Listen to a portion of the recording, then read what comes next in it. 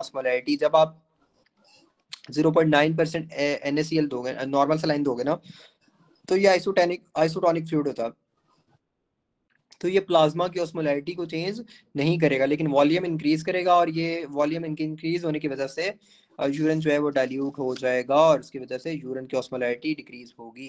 लेकिन इसकी ना मैं एक डिफरेंट वो भी पढ़ रहा था, शायद आप लोगों ने ग्रुप में ही ये डिस्कस किया हुआ था MCQ। बहरहाल फॉर जस्ट फॉलो द की। अच्छा, laceration of thumb first node involved is, ठीक है, तो लेसरेशन ऑफ थंब में जो पहला नोड इन्वॉल्व होता है वो कौन सा होता है, ठीक है, तो थंब और इंडेक्स फिंगर में जो होगा वो इंफ्रा क्लेविकुलर नोड होंगे। थंब और इंडेक्स फिंगर में इंफ्रा क्लेविकुलर नोड्स होंगे। मिडल रिंग और लिटिल फिंगर में, मिडल रिंग और लिटिल फिंगर में सुप्रा क्लेविकुलर नोड्स होंगे। सर ये हमें भूल जाता है कि सुप्रा क्लेविकुलर था या इंफ्रा क्लेविकुलर था, तो देखें ना, आप ये देखें कि आपकी जो थंब वाली साइड है ना, थंब सबसे छोटा है ना, तो वो इंफ्रा क्लेविकुलर होगा, जो थंब वाला होगा वो इंफ्रा क्लेविकुलर होगा, वो इंफीरियर है सबसे, ये सारे सुपीरियर है, ठीक है। तो थंब के साथ इंडेक्स फिंगर को भी याद रख लें बस, ठीक है। थंब और इंडेक्स फिंगर वाला जो होगा वो इंफ्रा होगा, बाकी सारे सुपीरियर होंगे, देख लें बाकी सारे सुपीरियर है, छोटी को छोड़ के वो भी उनके साथ साथ सुपीरियर हो गई है, ठीक है। राइबोसोम्स कंसिस्ट ऑफ व्हाट, ठीक है, राइबोसोम्स जो होते हैं वो RNA और प्रोटीन्स होती हैं जी। At which RBC nuclei disappear, ठीक है, RBC के जो न्यूक्लियाई होते हैं ना, जो RBC के न्यूक्लियाई होते हैं वो डिसअपीयर हो जाते हैं लेट नॉर्मोब्लास्ट में। सर लेट नॉर्मोब्लास्ट जो होता है उसमें RBC के न्यूक्लियाई डिसअपीयर हो जाते हैं। Eight which stage haemoglobin synthesis start, तो सिंथेसिस जो होती है वो अर्ली नॉर्मोब्लास्ट में होती है, जो RBC के न्यूक्लियाई हैं वो लेट नॉर्मोब्लास्ट में डिसअपीयर होते हैं। इन दो बातों को फिलहाल अजबर कर लो, ठीक है, synthesis early normoblast, synthesis early normoblast, और जो न्यूक्लियाई RBC के डिसअपीयर होते हैं वो लेट नॉर्मोब्लास्ट। ये दो बातें तो रट लो ना, सारा नहीं याद रहता कोई मसला नहीं है, ठीक है। तो हीमोग्लोबिन की सिंथेसिस कब स्टार्ट होती है, अर्ली नॉर्मोब्लास्ट, और RBC के न्यूक्लियाई कब डिसअपीयर होते हैं, लेट नॉर्मोब्लास्ट, लेट नॉर्मोब्लास्ट, ठीक है। चलो सही, दोनों MCQ इकट्ठे दोबारा सबके पेपर में आ जाए और सबको आते हो। अच्छा जी, IgG2 molecule is composed of which of the following, तो इसमें बेसिकली G2 का मतलब क्या है, 2 गैमा चेन्स, ठीक है, और 2 गैमा, जितनी गैमा चेन्स होंगी उतने ही कापा एल चेन्स होंगी, तो 2 कापा एल चेन्स, ठीक है। Drug of choice for cardiogenic shock is what, dopamine. ये बात जैसे हार्ट फेलियर में कौन से देंगे, डोपामिन इन्फ्यूजन, ठीक है, तो डोपा डिप्यूटा की जो आप है सपोर्ट देते हो, ठीक है। मेरी इमरजेंसी में एक दफा पेशेंट आया था और इनफैक्ट उसका बीपी नील, ऑलमोस्ट नील था, ठीक है, मतलब बीपी लेस था वो, और ये सपोर्ट से ही वो बिल्कुल ठीक हो गया था। हम लोगों ने फिर उसको रेफर कर दिया था डेफिनेटली, लेकिन वो उसका बीपी नॉर्मल हो गया था। अच्छा, the process of apoptosis is lost during the cardiac activity. Anti apoptotic activity किसकी होती है, तो बैक और बैक्स जो होते हैं, बैक और बैक्स जो बक रहे होते हैं, ठीक है, बग बस वो प्रोहिबिट है। और जो BCL2 है वो एंटी एपोप्टोटिक है, BCL2 जो है वो एंटी एपोप्टोटिक है। बक और बस जो है ना वो प्रो होते हैं, इसलिए हम उन्हें कहते हैं बकना बस करो, ठीक है। बैक और बैक्स जो होते हैं वो प्रो होते हैं, इसलिए हम उन्हें चुप करवा देते हैं। Which of the following is most aggressive carcinoma, तो most aggressive carcinoma is melanoma, लेकिन most locally malignant tumor जो है वो basal cell carcinoma is greater than amblioblastoma, right? Which of the following is locally malignant tumor, तो basal cell carcinoma is greater than amblioblastoma. A player hike to mountain having low PO2 and develop dyspnea, the likely etiology is hypoxia से। Potent antioxidant is अगर ग्लूटाथान दिया है तो वो, वरना vitamin E, ठीक है, तो delta is the right option.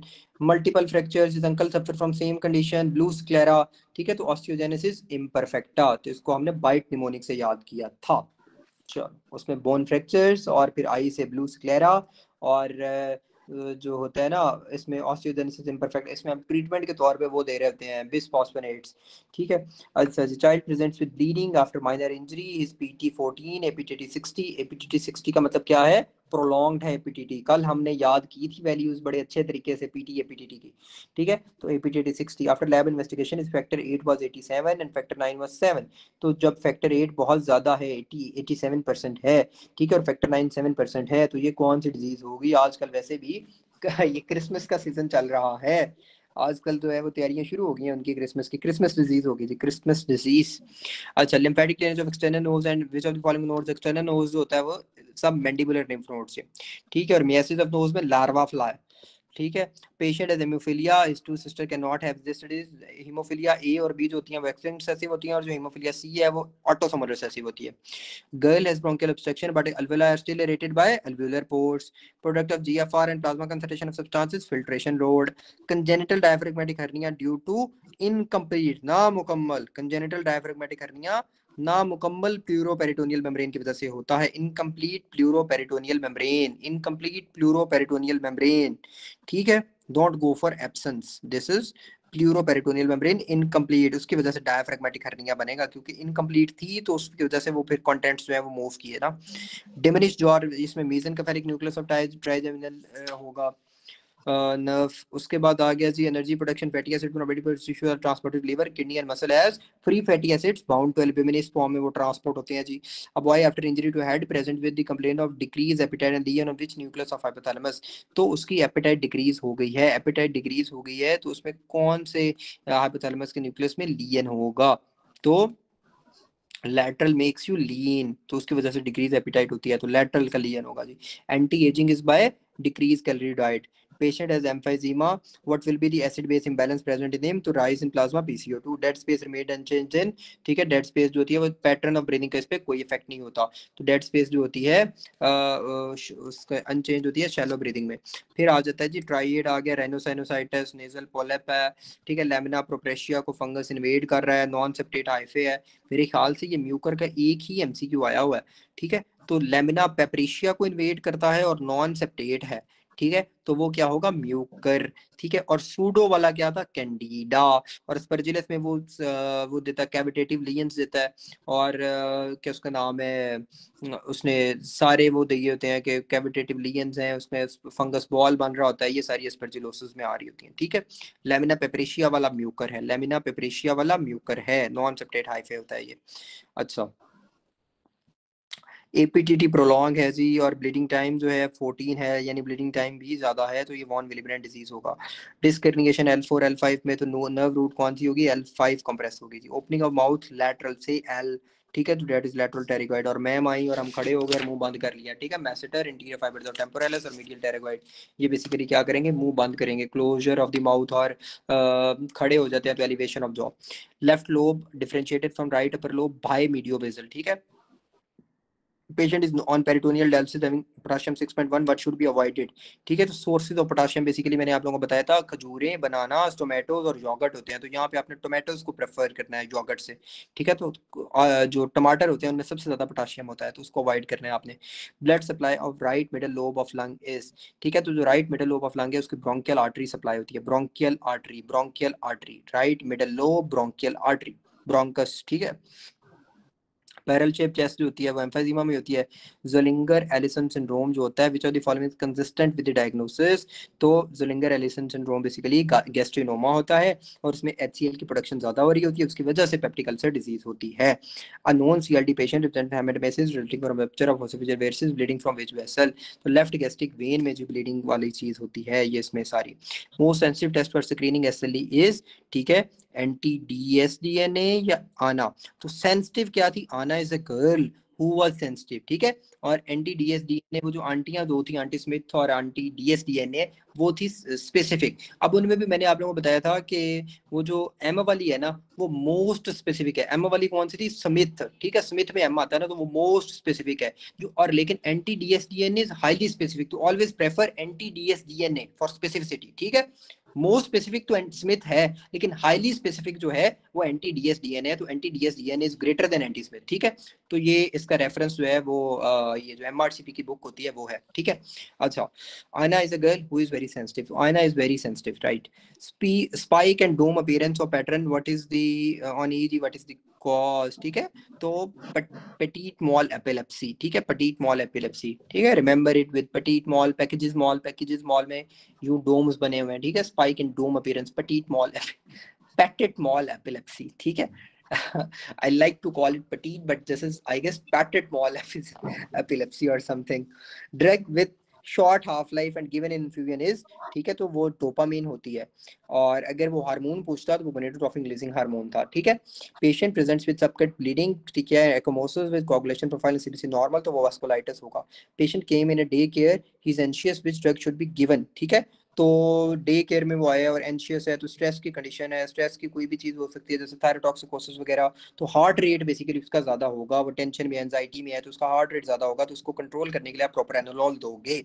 Genetic alteration is C A carcinoma is, ठीक है, तो genetic alteration C A pancreas, sorry pancreas में क्या होगी, बरका 2 कर लें जी, ठीक है।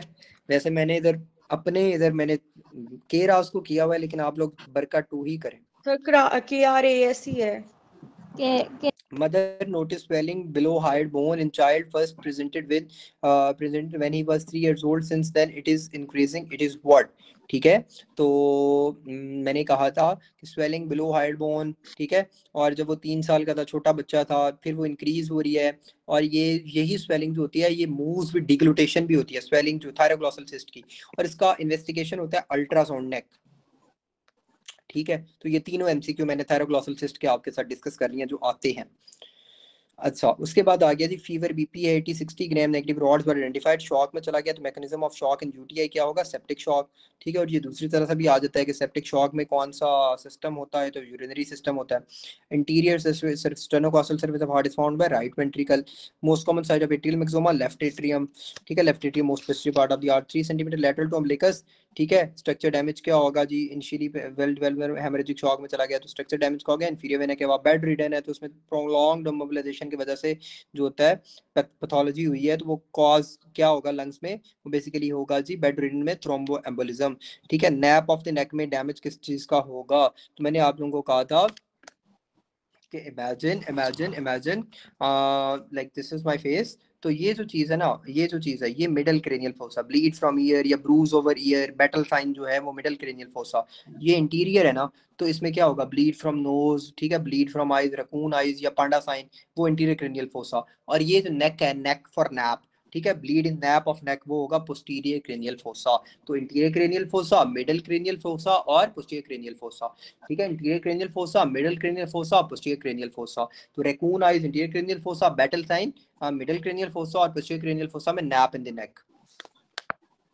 फैक्टर 8 वो B is greater than A, ठीक है, तो हीमोफिलिया कॉज करेगी। वॉन विलिपेडेंट जो है वो उसको नहीं आपने पिक करना यार, आज तो खत्म ही नहीं हो रहे कितना। Female came back from Thailand, ठीक है, या फिर वो कह देते हैं कि वो साउथ अफ्रीका से वापस आई है with fever, chills, body aches, postural hypertension, ठीक है, लो एचबी है, डब्ल्यूबीसी और प्लेटलेट्स हैं, दैट मींस व्हाट डीरेंज्ड एलएफटीज हैं, ठीक है।